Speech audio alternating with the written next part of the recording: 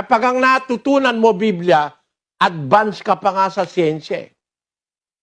Halimbawa, eto. Magbasa tayo uli ng isang talata ng Biblia sa 37:7 ng Job. Pakinggan nyo ito mga kababayan. Tinatatakan niya ang kamay ng bawat tao upang maalaman ng lahat ng mga tao na kanyang nilalang. Kapatid, tao kayo, tao ako. Ang salita ng Diyos nagsasabi, tinatatakan niya ang kamay ng bawat tao. Bawat tao. Ibig sabihin, ikaw may tatak ka. Ako may tatak ako. Lahat ng tao meron, bawat isa sa atin. Ano po ang punto, mga kabatid? Isinulat ito, aklat ni Job, 3,400 taon na nakakalipas. Kasi ang pong aklat ni Job, 1,473 BC.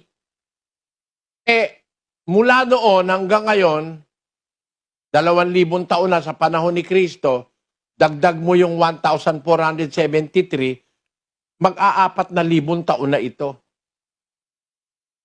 Itong nakasulat kay Job, na ang Diyos tinatakan niya ang kamay ng bawat tao.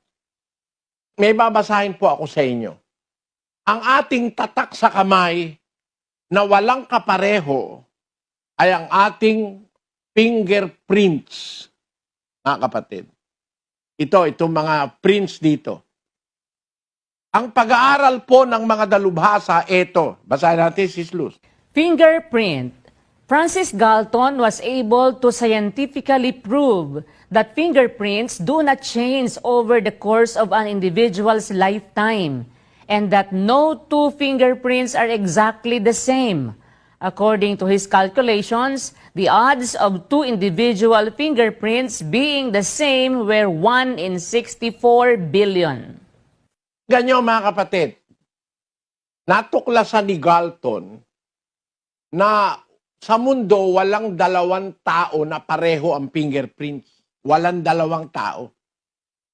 Ang pagkakataon lang na magkaroon ng dalawang taong magkapareho ang fingerprint ay isang beses sa 64 na bilyong tao. Ngayon po ang tao sa mundo, 7 bilyon lang Ay, ibig sabihin, walang taong nabubuhay ngayon na magkapareho ang fingerprints. Yan ang natuklasan ng siyensya. Para mayroong taong ipanganak na magkakapareho, kailangan nasa 64 na bilyong tao, 64 billion people, merong isang chance na magkapareho, isa lang na chance.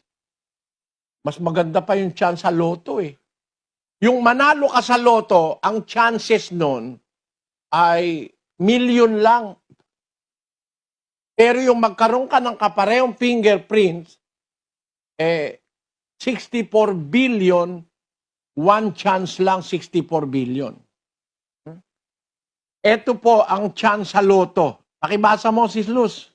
Odds of winning Ultra Lotto 6 per 58 jackpot is 1 to 40 million. Ayan.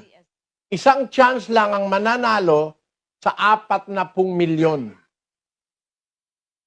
Kaya nga, tinan mo milyon-milyon ang tumataya, hindi laging may nananalo. Kaya naiipon Bakit? 40 milyon ang isang chance na manalo ka sa loto. Mas matindi yung fingerprints. Ang fingerprints po, 64 na bilyong tao, isang chance lang ang magkapareho ang fingerprints. So kung pag-uusapan natin katotohanan, walang tao sa mundo ngayon na magkapareho ang fingerprints. Wala. Mula sa pagkapanganak hanggang sa kamatayan ng tao, hindi po nababago ang fingerprints. Yan ang pinakamalaking palatandaan sa tao. Kaya ngayon, ang kinukuha pagka mga kriminal, fingerprints Sa mga passport, sa mga official documents, pinapa-fingerprints ka maaari ka kasing mag-change ng muka. No? Maaari kang magpalit ng itsura. Pero ang fingerprint mo, kahit masugatan, pagtubo niyan, yun pa rin. Ang ibig ko lang sabihin, mga kapatid, sa Biblia nakasulat na yan bago natuklasan ng siyensya. Na tayo palang mga tao, para walang makapagtago sa atin sa Diyos, ang tinatakan niya yung ating kamay. May tatakan Diyos dyan, hindi mo pwedeng idinayan. Walang siyentipikong pwedeng makapagpamali rito sa sinasabi ng Biblia. Kasi salita po ito ng Diyos. Bago natuklasan ng siyensya na ang mundo bilog, nasa Biblia na po. Bago matuklasan ng siyensya na ang tao may tatak ng Diyos sa kamay, nasa Biblia na po. Bago matuklasan ng siyensya ang karunungan ukol sa prothrombin at saka sa vitamin K, nasa Biblia na